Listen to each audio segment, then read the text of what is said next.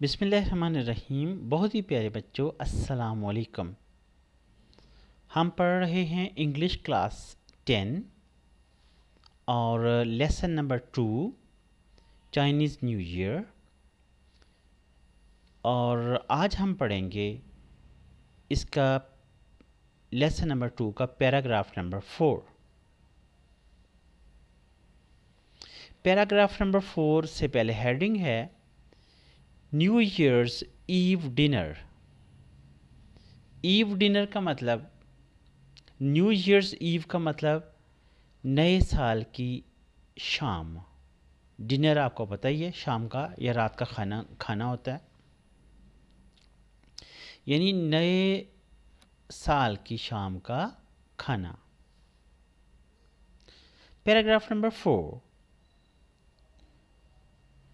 On the eve of the Chinese new year, चीनी नए साल की शाम। ईव शाम। इट इज़ कस्टमरी, ये आम रवाज है। कस्टमरी आम रवाज। टू विज़िट रिलेटिव्स, विज़िट का मतलब जाना या दौरा करना, यहाँ पे जाना। To visit relatives, RELATIVES, relatives, रिश्तेदारों की तरफ जाना। And partake in a large dinner, partake हिस्सा लेना या शिरकत करना। PARTAKE, पार्टेक शिरकत करना। इन ए लार्ज डिनर, एक बड़े खाने में, यानी बड़े रात के शाम के खाने में। Where a number of specific foods are served, जहाँ पे मुतअद्दद ख़ास खाने पेश किए जाते हैं।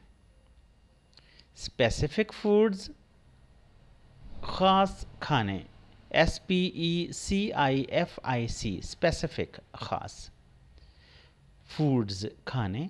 आर सर्व्ड, SERVED, सर्व्ड पेश किए जाते हैं।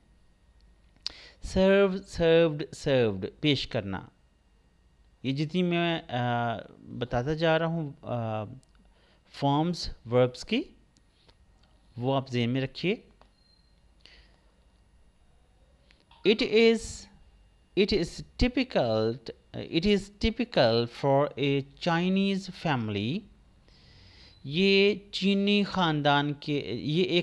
ख़ानदान के साथ ख़ास बात है। टिपिकल, ख़ास बात। ये चीनी ख़ानदान के साथ ख़ास बात है। टू मेक 8 to 9 डिशेस, 8 या 9 खाने बनाना। For the New years Eve, नए साल की शाम के लिए। ईव डिनर, नए साल के शाम के खाने के लिए। बिकॉज इसलिए कि इन चाइनीज़ लैंग्वेज, चीनी ज़बान में, द वर्ड 8 मीन्स प्रॉस्पेरिटी, 8 का जो हिस्सा है चाइनीज़ ज़बान में, उसका मतलब प्रॉस्पेरिटी, खुशहाली होता है। प्रॉस्पेरिटी, खुशहाली। PROSPERITY, प्रॉस्पेरिटी, खुशहाली। यहाँ पे ब्रेल में जो लोग ब्रेल सीख रहे हैं, ITY का कंट्रैक्शन ना भूलें। 5-6Y ITY का contraction. And the word 9 means long lasting, और जो 9 का हिस्सा है चीनी ज़बान में, उसका मतलब है लॉन्ग लास्टिंग, लंबे अरसे तक चलने वाला। लॉन्ग लास्टिंग, लंबे अरसे तक चलने वाला, या लंबी उम्र भी कह सकते हैं। यानी 8 का मतलब है खुशहाली, और 9 का मतलब है लंबे अरसे तक चलने वाला। तो इसका ये मतलब हो सकता है कि खुशहाली लंबे अरसे तक चलने वाली, दोनों लफ्ज़ों को अगर मिलाया जाए तो, दोनों फिगर्स को। यहाँ पे ये पैराग्राफ ख़त्म होता है। अब इसके आखिर में सवाल है एक, why does this dinner consist of 8 or 9 dishes? इस खाने में 8 या 9 डिशेस क्यों होती हैं?